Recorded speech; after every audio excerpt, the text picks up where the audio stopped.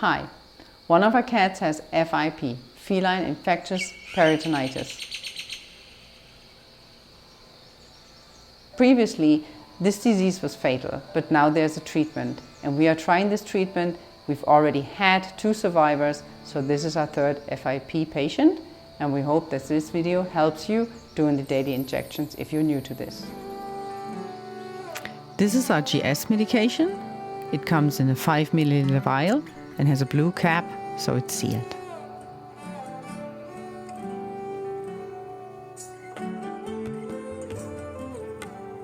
You also need syringes. We use 3 ml syringes from Terumo, and you need needles, a variety of different sized needles. These Terumo syringes have a 20G needle. The G number is the size of the actual needle, how much can flow through it, and it's 1 inch long. So these we will use to inject the medication. You also need needles to draw the medication into the vial. For that, we use an 18G. We also use 19G needles that are 1 inch long to draw the medication from the vial into the syringe. First, I remove the syringe from its sterile packaging.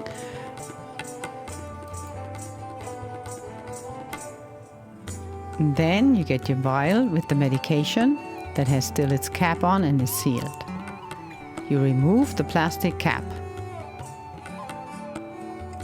Once the plastic cap is removed, you can see the rubber seal that you will use to poke your needle through to get the medication into your syringe.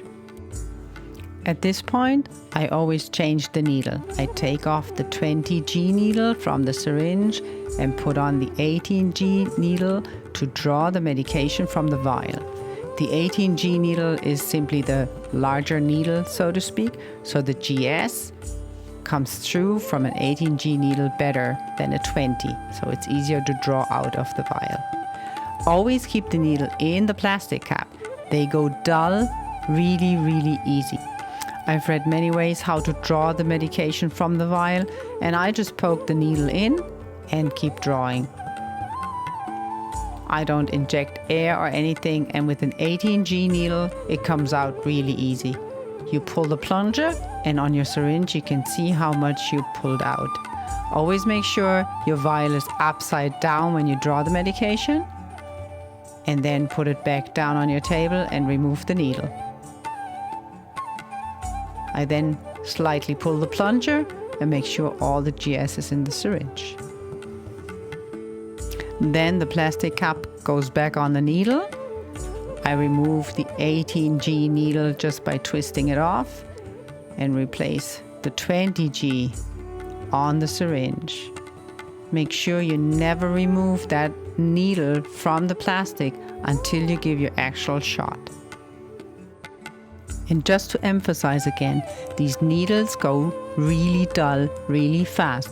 Even just scratching them along the plastic of the sleeve that they come out of can make them dull.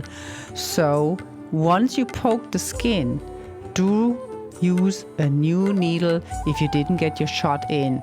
Your cat will thank you for it, and you might have less hassle. For us, it helped to cool the medication in the fridge for about 15 minutes before the shot. It seems to lessen the sting. For the actual shot, we need the vial with the medication, just an emergency, and a wet towel, the syringe of course, and 2 extra needles. Every cat reacts different to the injection because it stings. Some cats go really bonkers.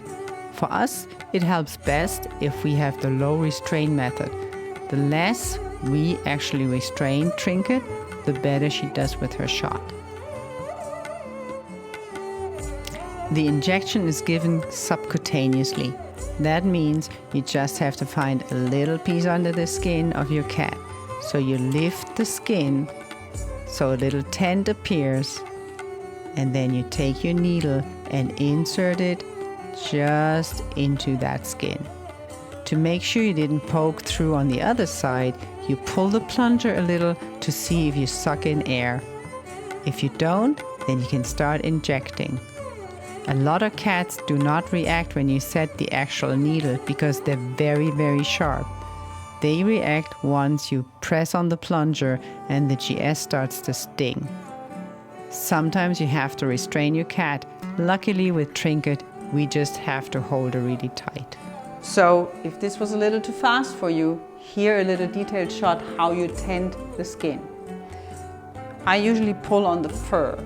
You pull it up a little bit just so you see that the skin forms a little tent.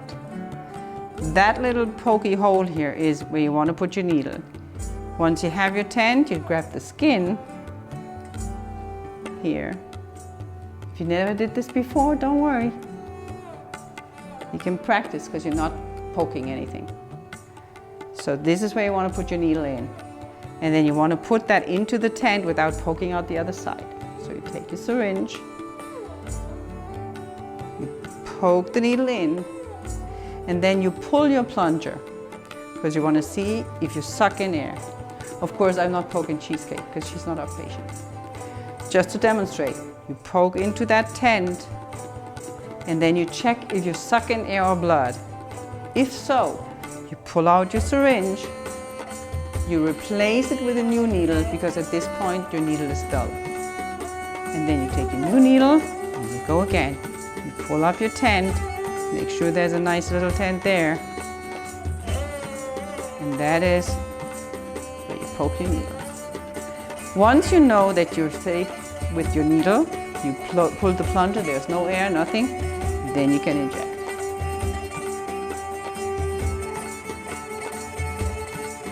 So this is how we do it with Trinket. Never ever use a needle twice. If you poked into the skin and came out the other side, use a new needle. Good luck in your fight.